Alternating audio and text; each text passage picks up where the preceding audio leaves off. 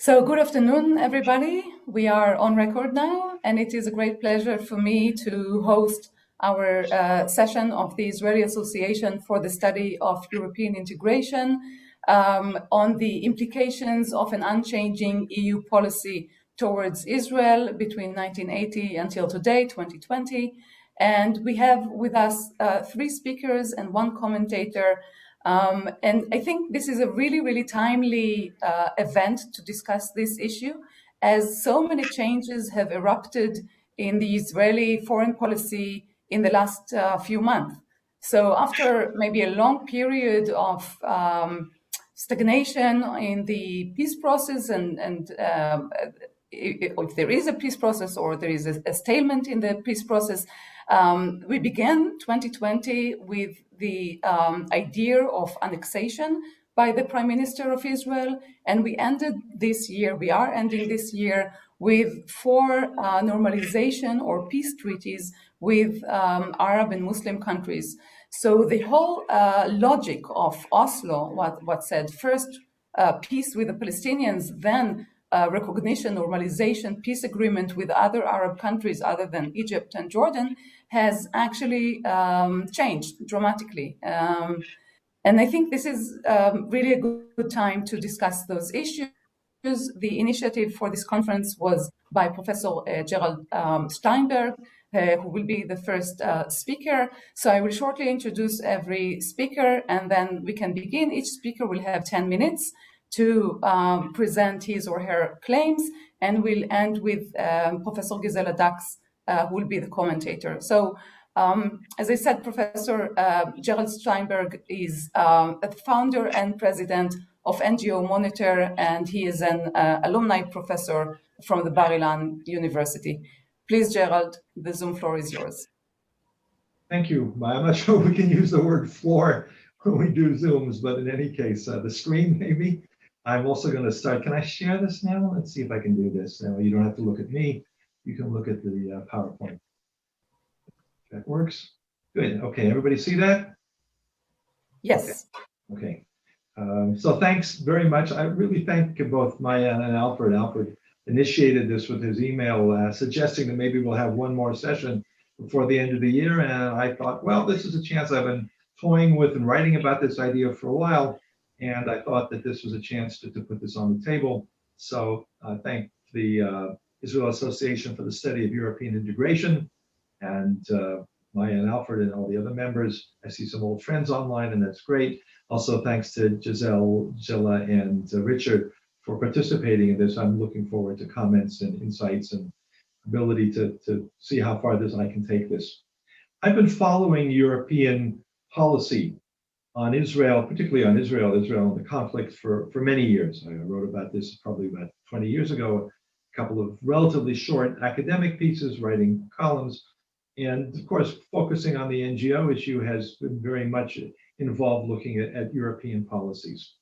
I gradually developed through that a hypothesis, and that's what I'm presenting today, that the EU and the Western European members of the EU have not changed their policies or their methods or their approaches or their perceptions in any significant way since at least 1980.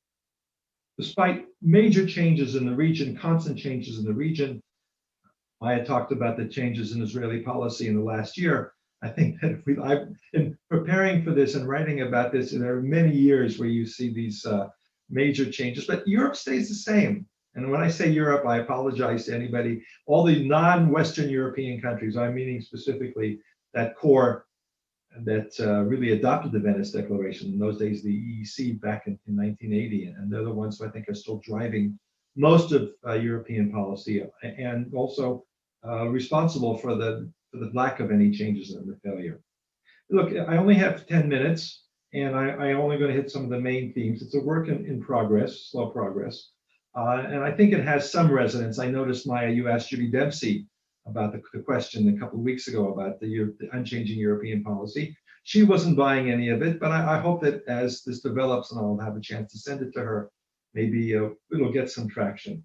I'm starting, and I think that's the important, let me see if I can get this to change. Okay, why can't I get this slide? There it is. As I said, I start with the Venice Declaration. Some of us are old enough to remember this this grand declaration that was made by the members of I see David Newman online. I don't know if David was in Venice. I wouldn't be surprised back in those days. But some of us remember this grand declaration that took place and it was really a major policy statement. And there were 9 members, I think, of the EEC in those days. And it was interesting because it took place. The first point is about the notes that this is. It's been in the wake of the negotiations resulting from the agreements signed between Egypt and Israel in March 1979. So this is a little bit more than a year later, and it was very much a reaction to what was really an American ballgame. It was the Americans that were the interlocutors, the brokers of the peace agreement. It was really Sadat and Begin, as I argue in a book that I wrote last year. But the Americans played a central role, and Europe wanted a piece of the action. They didn't want to be left out. It was a very bold initiative. I'll use that term somewhat loosely. And it came really during the beginning and the end, really, of the autonomy talks that were mandated by the peace treaty. Europe, or the members of the EEC, had their own views of what those autonomy talks, or what the shape of peace should look like. And it's interesting to look back, and I argue that with a couple of exceptions, nothing much has changed. So what does the Venice Declaration consist of? Palestinian self-government. They don't use the term state, which is interesting. And there's a historical context, which I won't get into now. But Palestinian self-government, and this was during a period when the Israelis were certainly not at all willing to entertain that. The Americans were not discussing that, although Jimmy Carter did try to push it a bit. But this was about autonomy, it was about as much as could be. But the Europeans came out and said Palestinian self-government. They use the term a solution to the refugee issue, whatever that might be. They give the PLO a specific role towards a comprehensive solution. They're still thinking in terms of a comprehensive solution. All these things, again, I say are still pretty much the same. They make numerous references to international law. They use the term binding security guarantees, which I have no idea what that was supposed to mean. Israeli settlements then as now are considered to be a major, serious obstacle. There's no mention of Palestinian rejectionism or the 1948 agenda.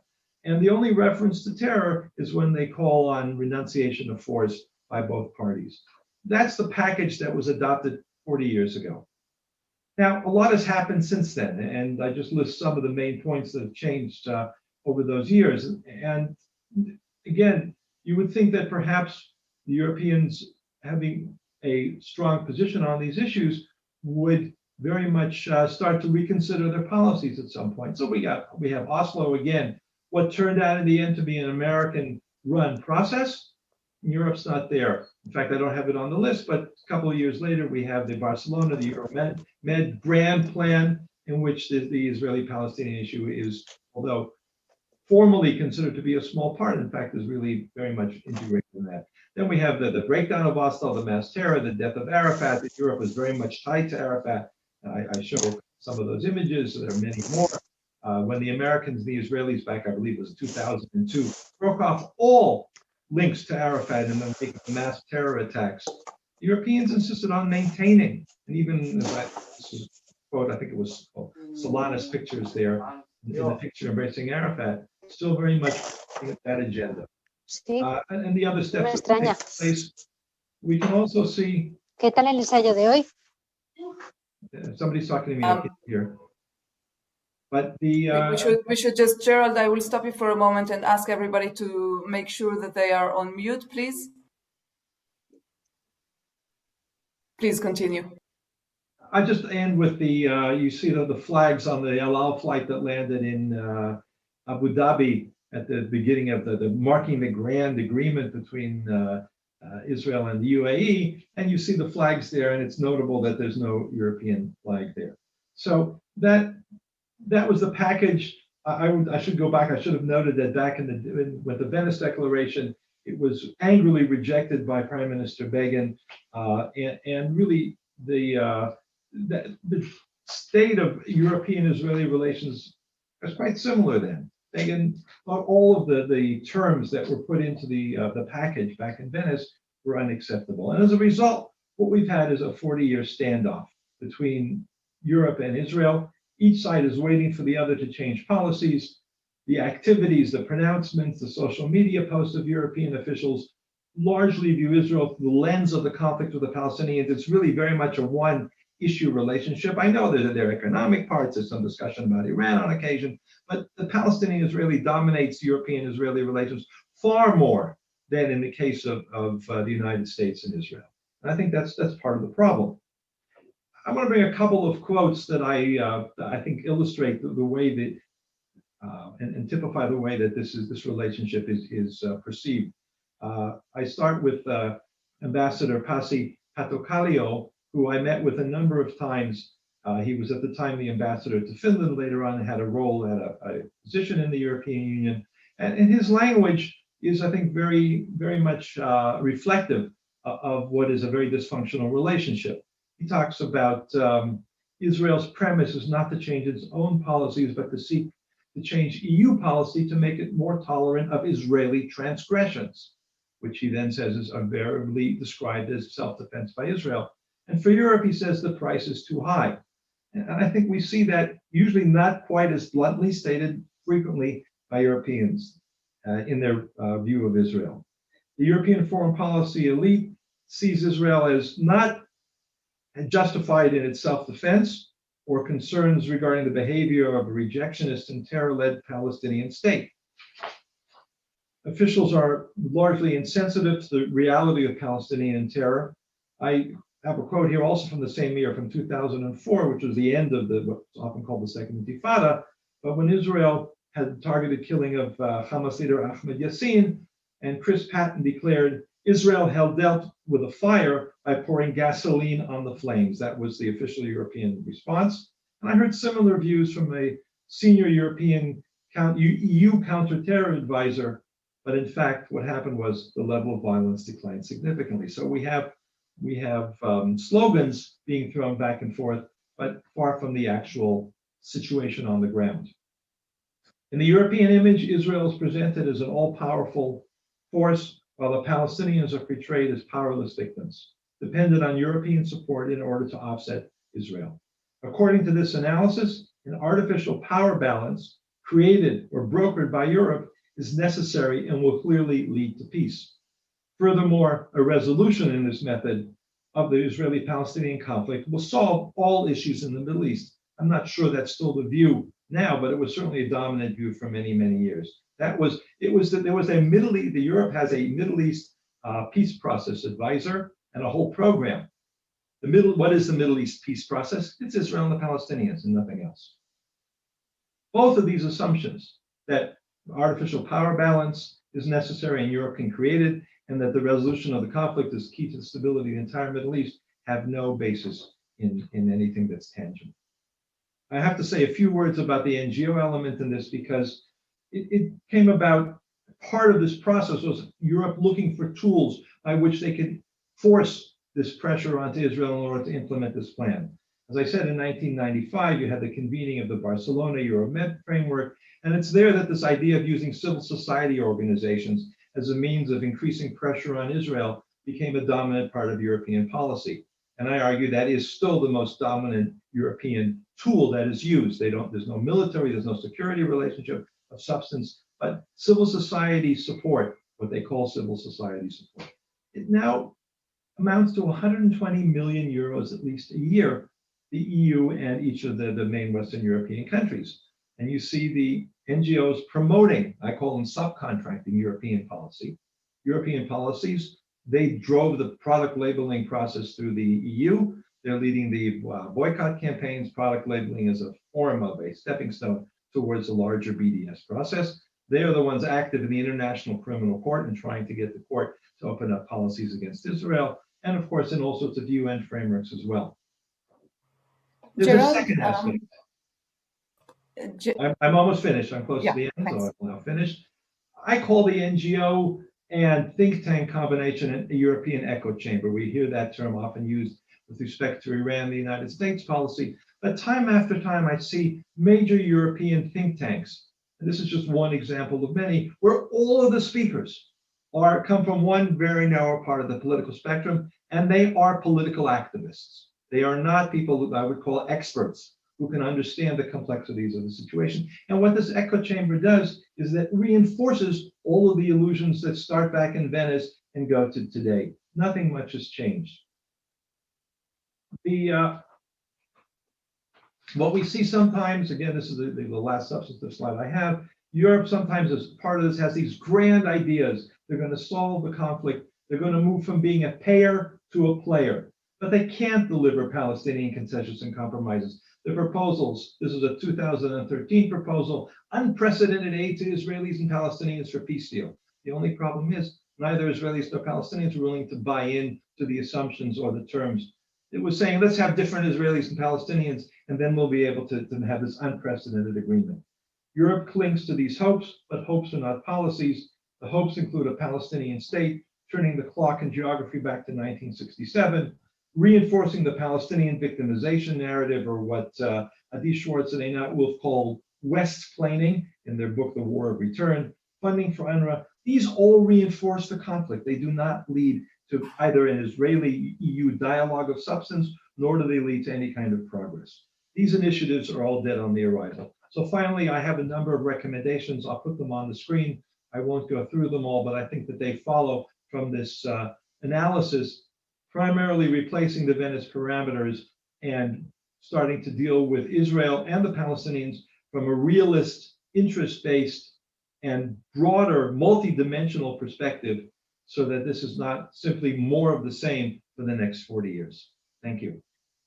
Thank you, Gerald. And we move to our second speaker, to Professor Richard Youngs. Richard Youngs is a senior fellow at the Carnegie Europe, and he's also a professor at the University of Warwick, and he's specializing in the European Union's common foreign and security policy. Professor Richard Youngs, thank you so much for joining us, and please, the Zoom screen is yours. Thank you very much for the invitation. Obviously, I'm not sitting in Israel, I'm not in the region, so what I can offer, contribute to your discussion is very much an EU perspective. I don't represent anyone, I don't have a political agenda, but what I will try and do is be a bit more analytical in describing the way in which I think the EU's policy has evolved in recent years. My overarching argument would be slightly to challenge the assumption that there have not been any changes to EU policy. It is clear that some elements of the EU's policy have not changed in any radical sense, but I think there have been a number of key elements that have evolved quite significantly in recent years. What I want to do is just zoom out from the bilateral relationship with Israel and explain how I think some of the EU's key approaches to the broader region have changed and how those changes impact on the relationship with Israel. I want to make 6 very brief suggestions in this regard. Number one, the absolute key to understanding the EU's relationship with Israel for many, many years was that it was supposedly nested within a broader regional framework. The way the EU could add some distinctive value was not so much in the bilateral relationship with Israel, but in trying to build a broader regional framework. So this was the philosophy that was at the heart of the Euro-Mediterranean partnership. It is still there. It is still a central element of the EU's policy to the broader region, but it's not nearly as prominent as it was 10 or 15 years ago. And that is of absolutely central importance, as I see it, to understanding the relationship with Israel, because what the EU always purported and sought to do was to nest its policy to Israel within that broader regional framework and try to act as a kind of bridge into improving Israel's broader regional relationship. Today, it's important to understand that basic structure, the basic structure of the EU's relationship with the region has changed. It is not the same as it was 10 or 15 years ago. And it seems to me that has very important knock-on effects to understanding the way that the EU relates to Israel. That's the first point. Second point, the Arab Spring. It is true that I think over the last 30 or 40 years, there have not been dramatic changes in the EU's relationship to the region. But there was one moment when it looked as if the EU's policy would change quite dramatically. And that's when the Arab Spring struck in 2011. And as many other actors, the EU seemed to move away from many of its traditional relationships and alliances in the Arab world and begin to support a more pro-democratic reformist agenda.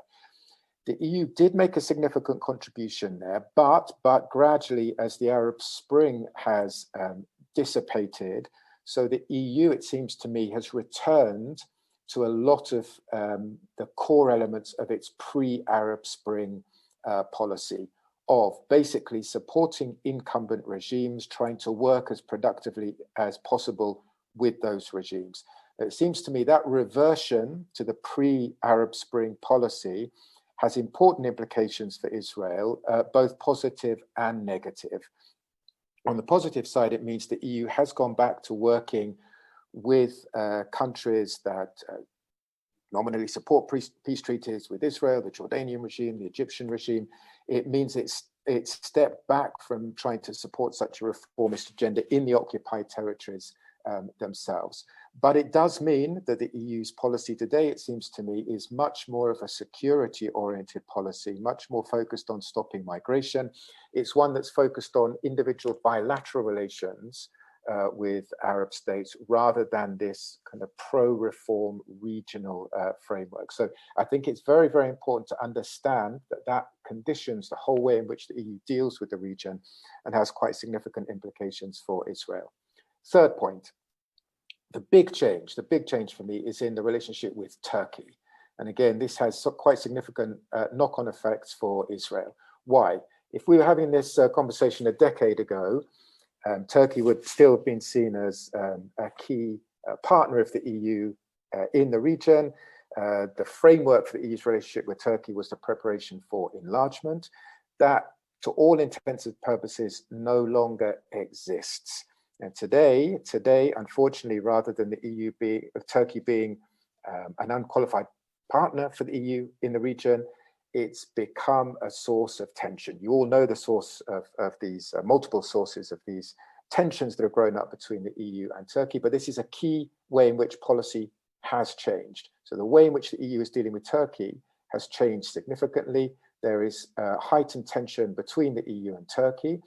And it seems that this, again, is a factor that fundamentally changes the relationship between the EU and Israel. You all know this is particularly the case in the Eastern Mediterranean over the issue of the energy supplies. That is absolutely top of the EU's foreign policy agenda at the moment. It's an issue that is occasioning differences between member states, but it is clear that it is an issue that is bringing Israel and the EU into line with each other on at least some of these energy and security related concerns because of this fundamental shift in the relationship between the EU and Turkey. So I think this triangular relationship between the EU, Turkey and Israel is one we need to watch as a very crucial shaping factor in the future. So that's a third factor, Turkey. Fourth factor, Syria. The EU's had a really hard time in the Syria conflict. It has lost influence. It had quite ambitious aims at the beginning of the conflict to be a kind of a mediator, a steward of quite far-reaching change in Syria. We all know that it hasn't worked out like that. I think there were major strategic miscalculations on the EU's part. So the EU has lost influence in Syria. Inadvertently, it opened the door to Russia coming back in as a major strategic player in the region. And I think the crucial thing again is that this loss of influence is having a knock-on effect to the EU's broader Middle East policy. It is not contained simply to the issue of the ongoing Syrian conflict. So fourth factor there, important to understand the impact the Syria conflict has had on EU. Fifth, and I guess most controversially or of greater sensitivity in Israel would be the EU's relationship with Iran. I imagine you all know better than I do that the EU has tried to pursue a policy of engagement with Iran, and that's obviously been one of the main sources of difference between the EU and Israel over recent years. Here, I think we may be at a kind of inflection point in EU policy. I think the Trump administration's policy of maximum pressure was clearly one that the EU fundamentally disagreed with, and it kind of pushed the EU almost to the other extreme of wanting to develop more cooperation, more engagement with Iran, and to make a lot of effort in keeping the nuclear agreement alive, and also trying to develop other areas of cooperation with Iran. Now, I understand that was extremely sensitive in Israel. I think it was also a kind of salutary lesson for the EU as well, because the EU put a lot on the table to try and build its engagement with Iran, and I would say didn't have that much success in exerting the kind of influence it wanted over Iran. So I think, to all intents and purposes, the EU ended up waiting for the American elections to see what happened in the elections, realizing that in effect, it could not lead a policy of engagement with Iran and affect the kind of changes it wanted to see with Iran without the support of the United States. So I think that's been the kind of wait and see attitude of the EU vis-a-vis Iran over the last year. And I think now we will see if the Biden administration comes back towards more engagement with Iran, whether this also has a knock-on effect in terms of the EU's relationship with Iran. Which brings me to my sixth and final point, if I may, Maya, which is how all this ties into the more specific relationship with Israel and the occupied territories. Here, I think I agree with Gerald, there have been no significant dramatic changes over recent years. I think the phrase of there being a standoff between the EU and Israel is a very apt description. The relationship hasn't completely broken down. There are still areas of very positive cooperation, but it's not cooperation that has deepened in the way that I think both sides would have liked to have seen. The relationship hasn't collapsed completely because, as you all know, some member states do want the EU to wind down relationships with Israel more, but other member states want to keep that engagement. So the differences that have existed between member states for many, many years are still there, and the EU's policy still represents a kind of compromise between those different national policies. I think the big issue for the EU is that it still pumps a lot of money into the occupied territories. That element hasn't changed. The fact that it hasn't changed, one could see as a strong point in the EU policy, that it has worked tirelessly to build up the institutional structure in the occupied territories. The problem is all that investment in the end doesn't have the kind of strategic impact that the EU would want, because the overarching context of the peace process just hasn't enabled the EU to play that political role. So I think for me, the overarching lesson there is that if we were having this conversation a decade ago, Israel and the occupied territories, the peace process, was absolutely atop of the EU's foreign policy agenda. Today, it isn't. So in a way, I do think relating to Gerald's final slide, in a way, the EU has begun to realize the limits of its own influence and perhaps has a more realist type policy towards the conflict. I think I'll stop there because I've probably used up my time, but I can, in the questions and answers, go into more detail on exactly how the EU's positioned itself on the Abraham Accords and the Trump peace plan, because those have been really, really problematic positions towards which the EU has had to position itself. Thank you very much, Professor Youngs. You're already indeed referring to the question and answers times, and I would suggest that if any of you in the audience have questions, then you can write them in the chat, and we'll go over them. We will also be able to open microphones once we begin the Q&A session. And we go to our third speaker, my co-president together with me at the Israeli Association for the Study of European Integration, Professor Alfred Tovias, who is also a professor alumni from the Hebrew University from the International Relations Department. Please, Professor Tovias. You can unmute yourself. Do you hear me? Yes. Yeah. Okay. Good afternoon to everybody. I will present, in order to have some debate afterwards, a slightly different thesis than the one suggested by the title of our meeting. I argue that there is an ongoing discrete shift in EU's foreign policy regarding the Israeli-Palestinian conflict. And it is based on the recognition by the EU that achieving peace with the Palestinians will take much more time than it was thought a decade ago. a silent convergence of the EU's position on the Israeli one is now slowly emerging. In a paper I have just finished, I look first at 6 possible explanations for the lasting freeze in relations imposed by the EU on Israel since a decade, illustrated by the fact that no association council has taken place, as you know, since July 2012.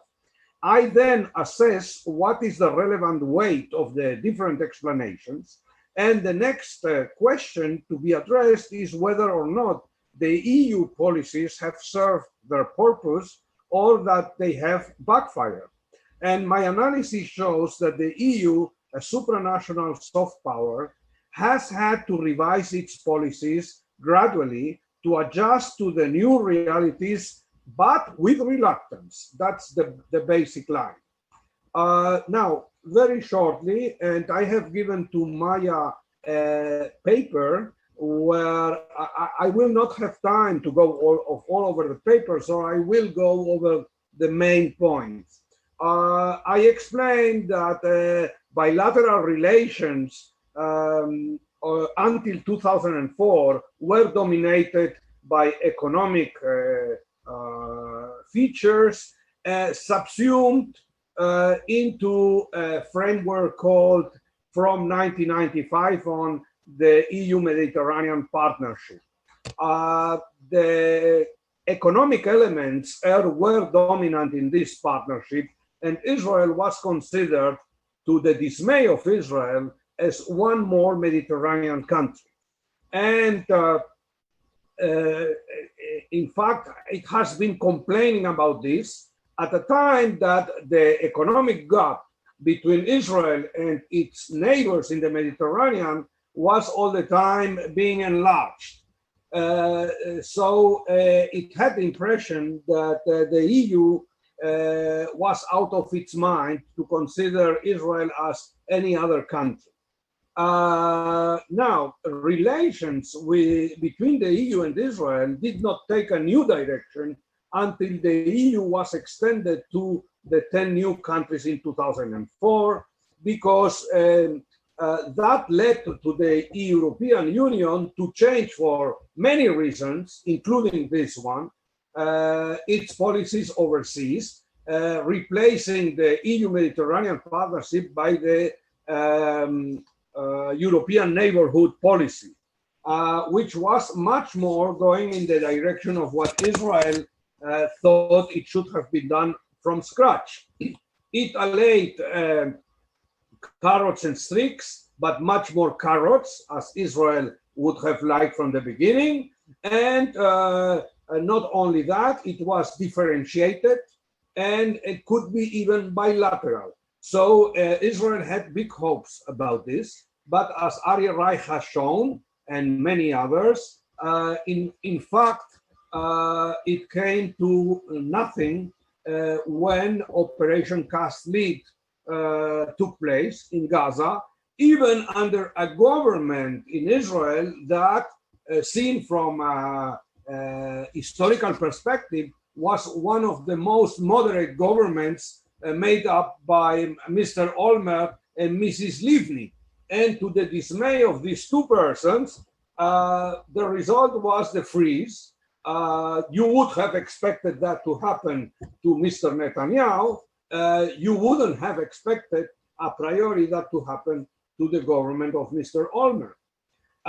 Now, in fact, Gerald has a very good point in what he says, that what happened is because of the artificial symmetry that the European Union has wanted to impose on the actors on the field. With conversations that I had with people on the European Union, they said, yes, come on, we know what you say, that Israel is several times bigger economically, politically, diplomatically than the Palestinian Authority. But still, they wanted to maintain an appearance of equality when it was patent that it could not be equal. The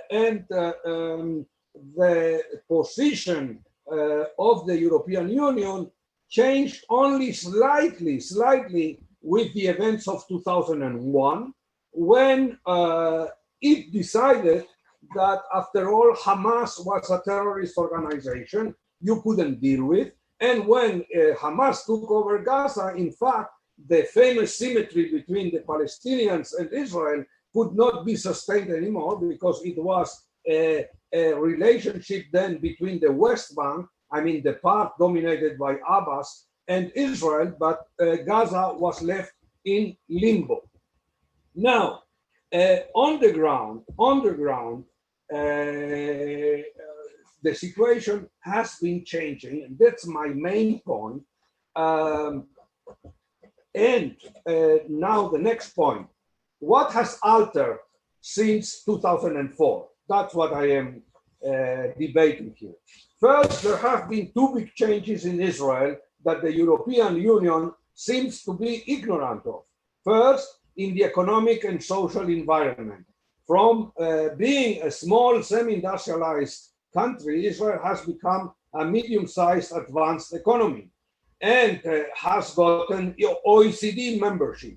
So that on the international trade front, Israel seems emboldened now, and dominating the panorama are the famous high-tech exports that are less distance sensitive than other sectors. So Israel is able to diversify its foreign economic relations fantastically away from the European Union. And this has been ignored by the European Union. The other thing is the huge changes in the Israeli public opinion. The second Intifada really traumatized some of previously pro-peace voters. Suicide bombing amid well-to-do urban populations made a quantum difference later on in electoral terms. It was a blow to the left, clearly in Israel. And the second blow was, of course, the unilateral withdrawal from the Gaza Strip. It led many people to say, well, it's better we don't cede more territories, because out of this, nothing very positive comes out. There are other people who say, well, after all, it was a good point. But the point is that there has been a lot of disappointment with the political steps taken and the non-reaction of the European Union to it. And then the third blow is the Arab Spring. The Arab Spring leads many in Israel to adopt what is the most prudent policy, which is wait and see, and not declare that this is bingo, like the European Union was saying at the beginning. So these are the two big changes in Israel proper. But then there are two big changes in the EU, which is, first of all, of course, the economic and geopolitical environment of the EU itself. 13 new countries incorporated in 2004, which are or have views about Israel which are very different than the initial 15 countries. And second, the Euro crisis, the Brexit, the refugee and migration crisis, all this has led the Europeans to be by force more inward looking and having less resources to deal with other regions. But not only that, I think that the Mediterranean is not a priority as it used to be for the EU anymore. At most, the Maghreb is. It is President Macron who all the time says, well, let's stick to the Maghreb and to sub-Saharan Africa, because the Eastern Mediterranean is too complicated. It's really complicated. And to aggravate the situation, the EU as Israel don't know what to do with Turkey, which is a key country for both. And therefore, and then one more point, if you see what I'm saying, is illustrated by the fact that the EU has signed FTAs with a lot of other countries. It used to be that when a Colombian or a Canada would say, well, we want the same thing as the Mediterraneans, it was said, no, only the Mediterraneans because they are our shushu. And the Africans was the same thing, the Lomé Convention. But now the EU has a free-for-all. It has a free trade area with Korea, etc., etc. So what is so special about the Mediterranean?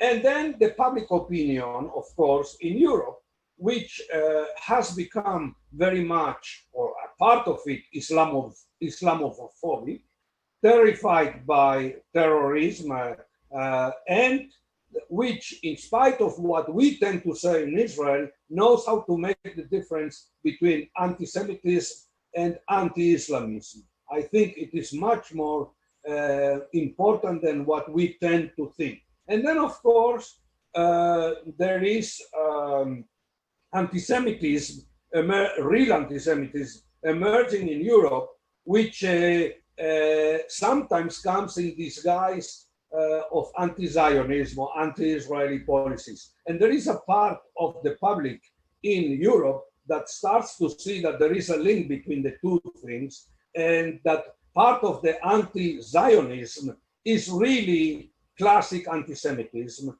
and therefore there is a tendency of saying, okay, wait a minute, okay? Now, did the EU take these changes into account? In my paper, I say yes and no.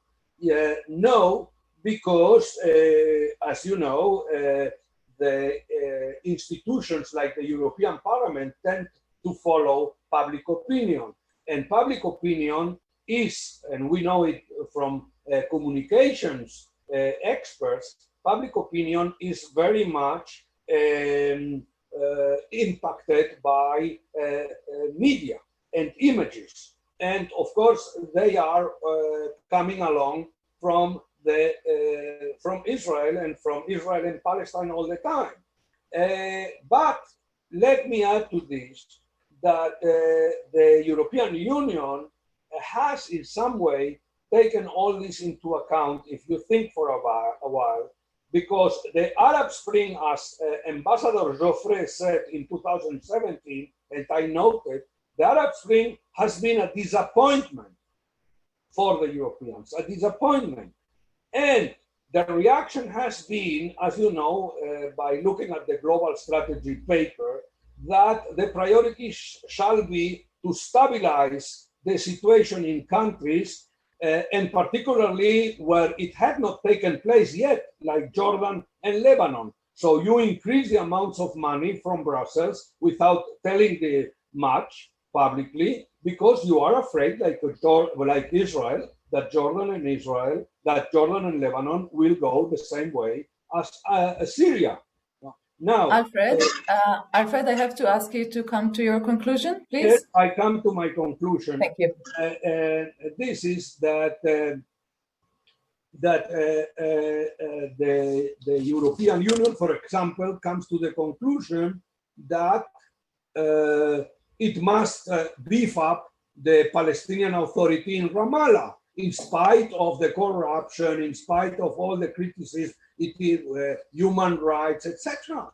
So that it cannot even now play the menace on Israel to cut the aid to the Palestinians, because itself, it wants the Palestinian Authority to remain in place, okay? So I will conclude by saying the one important thing that is not enough said. And this is that, in my opinion, of the 6 explanations that I have not had time to develop here, the major role to explain the freeze of bilateral relations has been the EU's incapacity to act in these recent years, and the EU's inertia and search for stability. This is what really freezes the situation. Second medium role is the changing geopolitics, which I have said here, including the Eastern Mediterranean gas discoveries, and Israel as an economic miracle, which the Europeans start to grasp about. I don't think, against what some European leftists would say, that it is Israel policies itself which have led to the freeze of relations. I don't take this. So that's the base point of what I wanted to say. Thank you. Thank you, Alfred. And we move now to our commentator, to Professor Gisela Dachs, who is a DAAD Center for German Studies professor here at the Hebrew University at the European Forum at the Hebrew University of Jerusalem. Gisela, please, the Zoom volume and screen is yours. Thank you very much, Maya. Thank you for these three very condensed contributions. What is interesting, as different they might have sounded, if you look at them on the macro level, in a way, they all more or less agree with nuances that not really much has changed, even if one takes into account what Alfred just said. And I recommend you to read his paper. I did that before, which details really in a very rich manner all these different elements that are in there. They all agree that really not much has changed since 1980. Gerald just exposed since the Venice Declaration until today, static politics in a changing environment. And I here think everyone goes to the micro, and on the micro level, in fact, there are lots of changes, lots of inner changes on the side of the European Union. And lots of inner changes in the Middle East, while not much might have changed between the interaction between Israel and the European Union. And this is over the years what I also found always the most fascinating thing when big things have changed. I mean, they were all mentioned, the Arab Spring, Syria, Turkey, and we haven't spoken much about the Abraham Accords, which I think is a very important element most recently. That whenever at these crossroads, more or less, there was questions to EU officials or even nationals, European nationals, about whether politics might have to change or be adjusted, there was always this feeling, why would we change? We have found something finally together and we just want to hold on with it. So I think that is something that I would question, why is this so? So maybe the fact that the Brexit happened, there's even more of a need to kind of holding on something that in a foreign policy, people were holding things together. I think sometimes, I mean, there are good reasons for that, that it's just had become more complex and more difficult. But I think that what would be a question to all the three of the speakers here is really how these most recent developments, the Abraham Accords, which go completely contrary to a deeply entrenched European view of the conflict, namely that there has to be an inside-outside approach. First the Palestinian issue, and then other countries could come in. How this might affect a European approach, whether there is potential for bringing in the Palestinians ultimately, for integrating the region more into this thinking. I mean, this potential of this outside-in approach, that is something where I really would like to know whether there is thinking in this dimension. But I think you all have mentioned, I won't have time to go really into each of you, that Europe is busy very much with itself. I mean, that also this slight changes, there might be a very difficult attitude in Eastern Europe towards Israel and the Middle East as in opposition to Western Europe. This is where Gerald just related to it briefly, saying I relate really to Western Europe. I mean, there has been also lots of changes within Europe in the last years. But also, maybe also recently, the Corona crisis made them more busy with themselves, not really having time even to rethink positions. Maybe it has become much more difficult to meet, or just each one is looking much more on the domestic court in order to look outwards. All the reasons have been mentioned: disappointment of the Arab Spring, lack of common ideas about what to do, the wish to hold on to the Iran agreement. But I think in the combination also with a change in Washington, it would be a very interesting question to see whether flexibility. In a way, Alfred hinted to that in this discrete shift. I mean, there is holding on to rhetorics on the one hand, and on the other hand, in fact, on the ground, there is a more realistic approach to things. The question is whether it's voluntary, this gap, or it just happens to be like that, and it's just had been named right now by Alfred on this point, or if on purpose, okay, we hold on to rhetorics because that's the easy part, and in fact on the ground since a while we have already adjusted to ourselves to a reality, but then also one could say also this reality is shifting all the time because there is a rebalancing of power in the Middle East. And as we all know, the Iran question is seen as very crucial also for the Europeans, not only for Israel, also approached in a different way.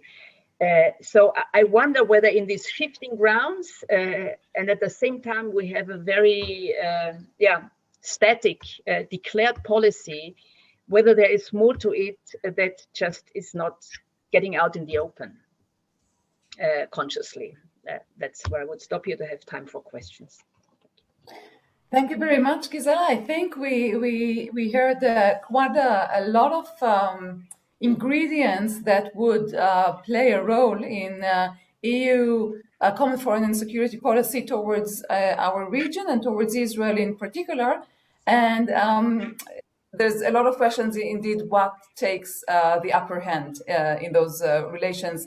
And I think we should probably focus more on the Israeli-Palestinian conflict and where does that go. And I think in that sense, we don't see a lot of, if we do see a change in EU policy, we see it actually as taking a harsher stance towards Israel with a differentiation policy that Alfred mentions also in his paper. And we haven't so much discussed it thoroughly. So again, it goes to this rhetorics of acting harshly towards Israel, differentiating between Israel within the 67 line and acting differently to the occupied territories. So this is a policy that has started in the beginning of the 2000s, but much more since 2013. Okay, so what we can do now is open for questions, and our first speaker or commentator or who can pose other questions, we have with us Mr. David Valzer, and David Valzer was a former ambassador of Israel to the EU between 2012 and 2016. David, would you like to have your comments? Oh, good afternoon. Can you hear me now? Yes, we can. Okay, good afternoon, and thanks for inviting me for this symposium.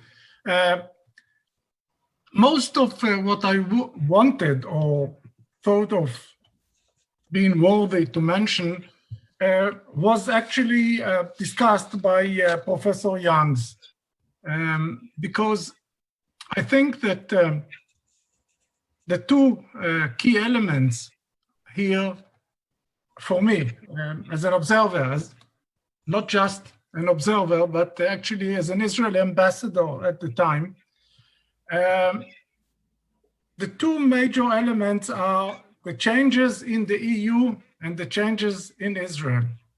Both Professor Ngos and Professor Tovias spoke about it briefly, but I think they are much more fundamental in their further future implications than what we have seen until now. I think that basically the stalemate in the relations between Israel and the EU now is an outcome in this very awkward balance of power between those who would favor more positive relations with Israel and those who try to block it. And the incapacity of the EU to take decisions is influencing this our page on the agenda, on the European agenda as well, but not only. If we look, that's from on the Israeli-European side. On the European internal aspect or side of this argument, I would say that the changes in the EU itself are much more fundamental than obviously what we have discussed here, and much more fundamental than many Israelis would pay attention to. What we see now going on between the major EU, most of the EU countries and Poland and Hungary, and trying to block the budget and the pandemic special budget, and discussions about a Polish kind of Brexit, and the demand to go back from a federal EU to something which is a much more loosened entity, I think are much more fundamental. They are influencing the agenda of the EU in a much deeper context than what we have discussed here because of the time problem. And I think that they contribute to the picture we see now and the freeze in the relations. I think that the third element, and here I will stop, which the Europeans and Israelis do not look at, I think, close enough, is not only what Professor Tobias mentioned, the changes in the economic and social sphere in Israel, but also the changes, huge, dramatic changes in the composition of the Israeli society itself. The European element of this society is weakening as time passes, and that also has to be, I think, looked at when we discuss Israeli-European relations, their history from 1980 until 2020 and into the future. Thank you. Thank you, David. So what I also suggest is that we'll collect some other questions, and there were a few sent in the chat. So I can pose maybe a first one, and then if the speakers wants to comment on those comments or to answer those questions and to refer to what Gisela have said and what David Valzer has said or other speakers, then we can start this conversation.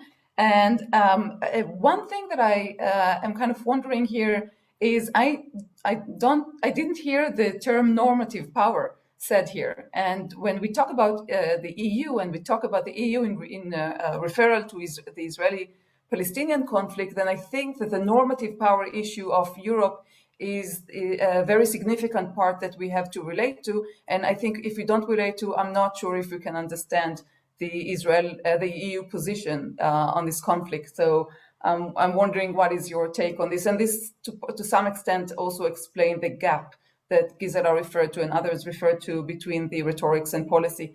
So what I would do now, I want to read a question that Shmuel sent, and he asked the following thing, and he asked it, Gerald, this is referred to you, but also to other speakers. And he wants to ask how exactly we can speak about unchanging EU policy in relations to Israel in this period of 40 years, if in reality the relations of the EU to Israel have actually changed all the time according to the situation and political interest of European leaders. What is the experience of European governments to intervene to interior affairs of Israel via different foundations and non-profit organizations? What is this? This is not a form of changes to negative direction in European policy to Israel. So I guess that he means that non-profit organizations have actually made a worsening of EU relations towards Israel, have influenced the EU to behave differently or more negatively towards Israel, if I understand his question correctly. So I would open now and put those comments back to the speakers. So I'm wondering whether we should go in reverse order, maybe Alfred and then Richard, if you want to comment on that, and Gerald. But just do it, please, shortly. Alfred, you're on mute, so please unmute yourself and comment shortly. Yeah. Alfred, you're muted. Alfred, would you like to give some comments? Yourself. Yeah. Okay. Yeah.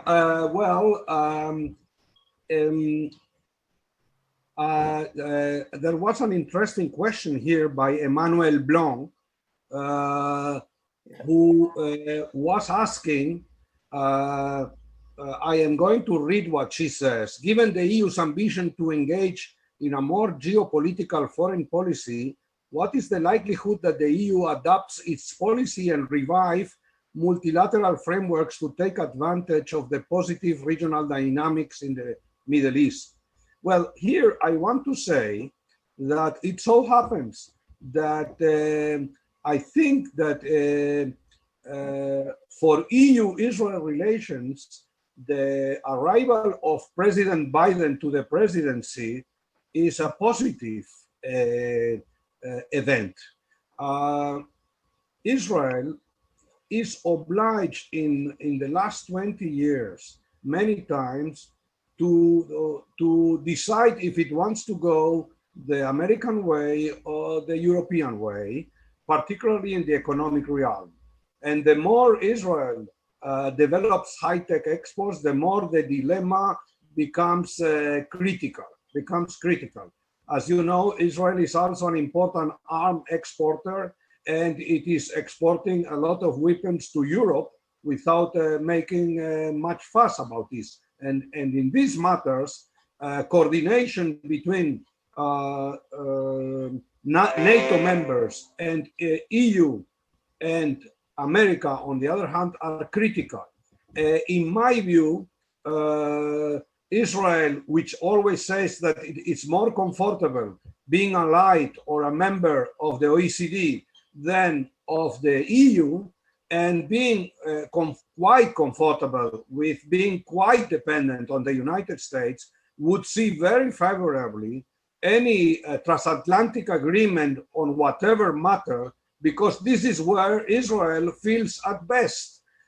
So my answer to Emmanuel Blanc is, if we look forward, that the Biden presidency, which is seen in Israel sometimes as something, would I say, negative compared to Trump.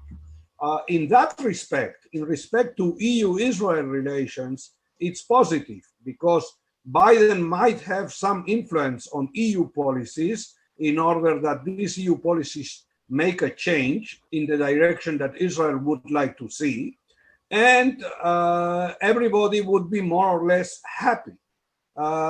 So in my view, for example, the Europeans with Biden at the helm are more likely to accept a change, a modification of the Iran multilateral agreement because Biden is saying it.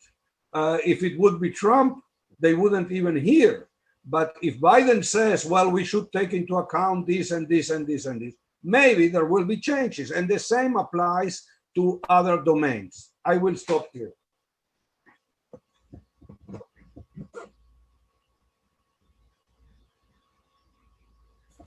Maya, we can't hear you.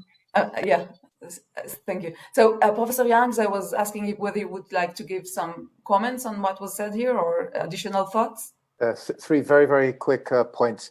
I think European foreign policy has changed quite a lot over the last decade, as Gisela and other colleagues have said. The EU's been through a difficult decade. It still has quite an active foreign policy, but a lot of its actions today are more oriented towards looking after its own interests.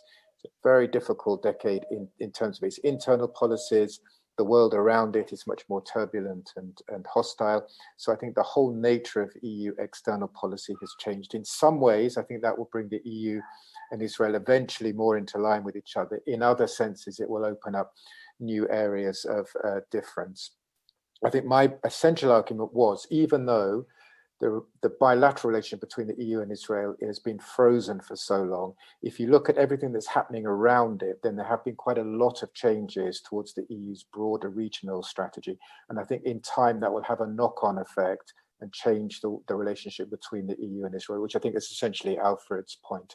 Specifically on the conflict, as you said, the Abraham Accords are very, very difficult for the EU because they do question the fundamental premises upon which the EU's policy has been based for so long. But I would expect, my hunch would be the EU will try and work with the grain of those accords, but at the same time try and reinforce its engagement on the Palestinian side. Still, I don't think the EU has a kind of magic solution or panacea to unlock the political value of what it does in the occupied territories, which would lead on to my final very brief point, which is that over the last few years, there has been a lot more kind of questioning of the two-state basis of the EU's policy, and a lot more sentiment that this may be running out of road, but no clear idea what the EU moves to if it does move away from that essential pillar of its policy over the last 20 or 30 years.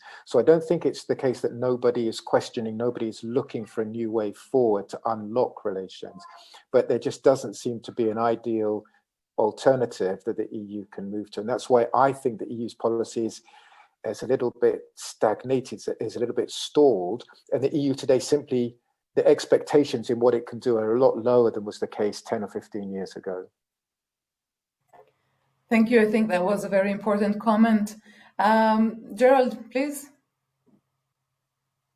Okay, this is, I've got a lot, very good comments. I wrote 3 or 4 pages of notes.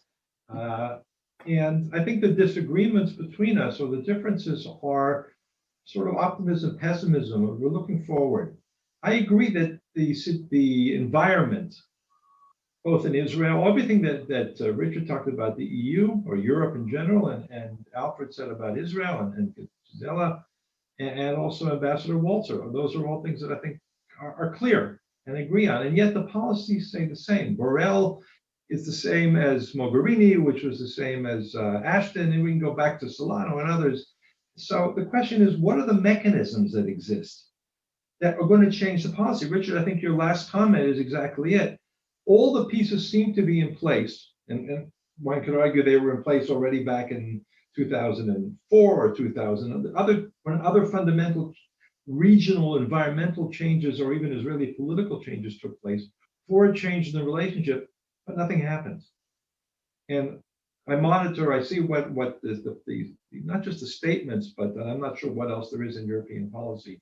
Okay, also the funding for NGOs.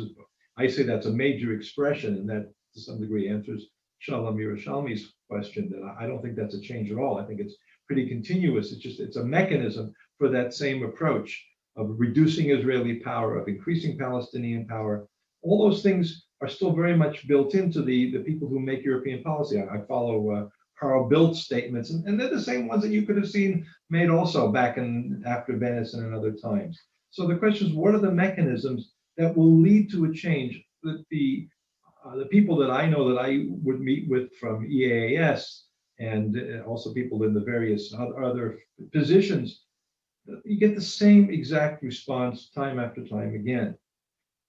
Changes that are going to take place, and they're, as was said, they're taking place in other aspects of European policies and foreign policy, partly because of the results of the internal structures, partly changes in the region.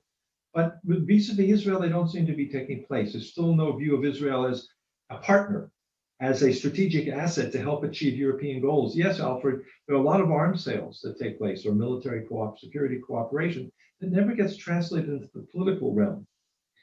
Emmanuel Blank asked, and I'm going to get in a minute to the normative power question because I think it's related. Emmanuel Blank asked about the multilateral frameworks. Could the Europeans play a more leading role, revive multilateral frameworks? Well, to do that, they have to get away from the echo chamber. They have to be able to be much more critical about the UN as a primary multilateral framework and the way it recycles, the UN mechanism recycle all the myths and all the slogans that Palestinian victimization and Israeli aggression and war crimes and all those other things. can Europe do that? Can it move away, official Europe move away from those, I use the term not so much policies as slogans, which I think is also related to the normative power issue. I did mention, or at least it was in my text, and I talked in the slide, I think I had the term soft power. And if that's changing in Europe in terms of vis-a-vis Israel and the conflict in the region, it's hard to see. There is this very strong lock-in to using the concepts in terms of normative power, which is often criticized as also being a form of hypocrisy. And I alluded to that when European officials are so focused on condemning and voting in favor, or at the best abstaining from resolutions to create investigations of Israeli allegations against Israel and all these different frameworks, and take no action in trying to reduce the Palestinian contribution to the violence, to dealing with those issues in a substantive way. It raises, or some of we saw it also with respect to the conflict between Armenia and Azerbaijan recently, and many other areas, where there's so much emphasis on normative frameworks, not just normative power, but normative frameworks, using those in the case of the Israeli vis-a-vis Israel, and not in other conflicts. And that's been talked about and discussed quite often. And the Europeans say, no, the conflicts are different, and Cyprus and occupation, and these are not the same. But it really does come out to, if you're going to use normative power, number one, you have to really decide where the realism comes in, which I don't think the Europeans, at least in this area, have done yet. There are various moves to try to understand that this is taking place, but it hasn't crystallized. But also you have to be consistent. If you're going to talk about international law, then you can't just primarily apply it to Israel. Israelis, certainly it does not convince Israelis that is an effective way to deal with, for Europe to exert some influence. Finally, the last point that I want to make is I still think that we're stuck when I go back to 40 years, and it doesn't have to be Venice, but I still think, and I would be interested maybe in another session or hearing privately, I see much of European policy, certainly Western European and EU policy, as much more emotional than interest-based and rational analysis vis-a-vis specifically Israel. A lot of those trends that we see and I pointed out and other people have talked about, I think that's a major obstacle. To be able to get over that and to look at Israel as a rising, what was the term that Alfred used, a middle industrial power, but more than that, a real significant economic power and certainly a military power, where Europe can have benefits that are not just unmentioned and under the table, by working with Israel as a strategic partner. Honestly, straightforward, you hold the meetings, you have the Association Council meetings, you have the disagreements, it's not preaching. The attitude of preaching towards Israel is also part of the problem. So I see that as part of as a major obstacle. I would hope that all of you are right, Richard and Alfred and Gisela and others, Gisela are right, that all the pieces are in place for a fundamental change in a positive direction in the European-Israeli relationship. I would be very happy to see that, but I wouldn't say that I see that coming. Then I'll rest my case. And thank everybody for what was really a fascinating discussion, at least and very valuable discussion from my perspective. Thank you, Gerald. And we haven't so much maybe discussed in depth the Israeli government position towards our region, and especially towards the Palestinian. And this is why I chose to mention this last year when the government or the prime minister, because it seems that Israel doesn't really have a foreign policy. It's the prime minister who runs everything. So we moved from annexation to almost 180 degrees to normalization and peace treaties with other Arab and Muslim countries. And I wonder whether those two, whether this normalization is, Gisela referred to it as an inside-out approach or outside-in approach, actually, reversing the order than what the EU was preaching for from 1980 and what the Arab countries, Arab League, was preaching to first do peace with the Palestinians, only then we will recognize Israel and have peace with it. And now it seems that we can maybe either move only with one track and have relations with the Arab Muslim countries, or can we combine this shift in also advancing any sort of renegotiations with a Palestinian leadership? There is no Palestinian leadership that seems to be able to lift this weight, and I'm not sure we see now in Israel anyone willing to do anything in this perspective. And the Trump, I'm not sure what happens, what is the fate also of the Trump plan with now Biden being elected. Alfred, you mentioned it. So it seems that we do have a new board to start to, we do need, I mean, the whole neighborhood and the United States needs to rethink about the region. So we are already at 5:45, where we said that we will end this this session. So if anyone has a very, very short 30 seconds, 60 seconds intervention to say something, do you think that we forgot to mention something very important, then please do. And if not, then I would thank everybody very much for your participation and for your good questions and comments. And can I ask a quick question? David, never ask quick questions. We're never going to get out of here. No, well, first of all, I've got to say, over the years, I haven't often agreed with Gerald, but I'd certainly agree with him tonight that Europe is stagnant and it doesn't see the changing world and so on. Just a very quick question. Does Brexit have any influence on European policy, or has Britain always been irrelevant anyway? Richard, would you like to comment on that?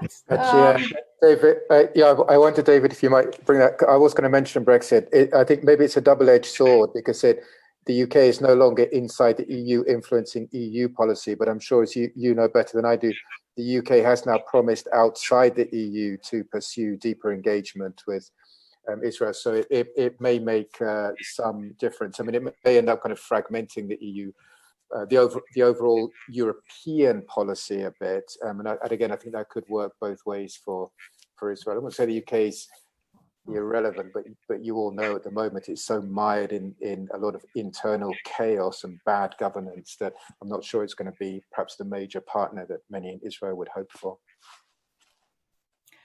Well, Richard, we hope that Britain would go through Brexit in a better way than what is we can expect now from looking at the negotiations at the time. It seems that the world is going through some chaos, and it's not only the coronavirus. And well, we definitely can continue and discuss this topic onwards, because there are many issues that weren't discussed thoroughly, and the EU position towards Israel has gone through some changes in the last decade, and we can further discuss it. So maybe, Gerald, we can think about the second event in a month or two. A year from now. Or perhaps. Okay. So I thank all the speakers again for your contribution, and the commentators and the questions. And I wish you all a last happy day of Hanukkah. And to the ones who are celebrating Christmas, have a happy Christmas holiday, and farewell. Thank you. Goodbye.